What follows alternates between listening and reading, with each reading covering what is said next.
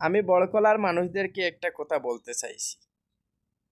অনেক তো দিয়েছেন বুট, এবারও বুট আসছে বিধানসভা। আমিও একজন বড়কলার বুটার নাগরিক হিসাবে বলতে চাইছি যে যতক্ষণ পর্যন্ত বড়কলার থেকে বড়কলার মানুষকে ক্যান্ডিডেট না করবেন, না জিতাবেন, ততক্ষণ পর্যন্ত বড়কলার উন্নতি হবে না।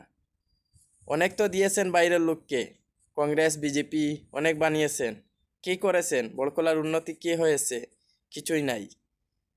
কংগ্রেসে দিবেন, এই ফটোটা দেখুন। এর জন্যই বলছি, যদি চুরও হয় তাহলে গড়ের লোককে দেন, বড়কলার একজনকে দেন, বড়কলার একজন ছেলেকে। কেন বলছি জানেন? যদি হে ভালোও না হয় তাহলে একবার হলেও সে তার বাড়িটা দেখবে, তার বাড়ির রাস্তাটা তো কমসে কম একবার হলেও দেখবে। বড়কলার উন্নয়ন তখন হবে যখন বড়কলা থেকে বড়কলার মানুষ বিধায়ক হবে। এই জিপির মানুষ, বড়কলা বিধানসভার জিপির মানুষ যখন একজন এমএলএ হবে তখন থেকে বড়কলার উন্নতি হবে, না হলে বড়কলার উন্নতি হবে না। আপার আসামে তো সরকার তো হবেই, বিজেপি সরকার, সেটা তো আর টেনশন কোনো কথাই নেই। আটকাতে পারবে না কংগ্রেসেও, কারণ কংগ্রেস কখনো পারবে না বিজেপির সাথে। এটা ভোটের পরে দেখে নিও। কিন্তু বড়কলা সমাজটাকে একটু ভালো করেন। যখন রাত্রে বিপদেও পড়বে তখন একজন বড়কলা মানুষকে পাবে।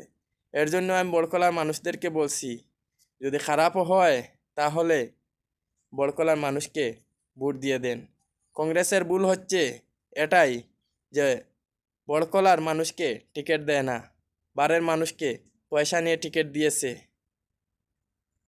যদি কংগ্রেস এত ভালো হতো তাহলে কেন বড়কলার মানুষকে টিকিট দেওয়া হলো না? তো আমি এই কথাটাই বলবো যে বড়কলার মানুষকে যেই হোক না কেন, চাই হিন্দু হোক, মুসলিম হোক, খ্রিস্টান হোক, বৌদ্ধ হোক, যাই হোক, তাকেই ভোট দিয়ে এবার নির্বাচিত করুন। দেখবেন বড়কলার উন্নতি হবে। অনেক তো দিয়েছেন, মিসবাহুল ইসলাম মহাশয়কেও বানিয়েছিলেন। কি করেছিলেন? উনিও তো কংগ্রেসে ছিলেন, কেন কিছু করেন না?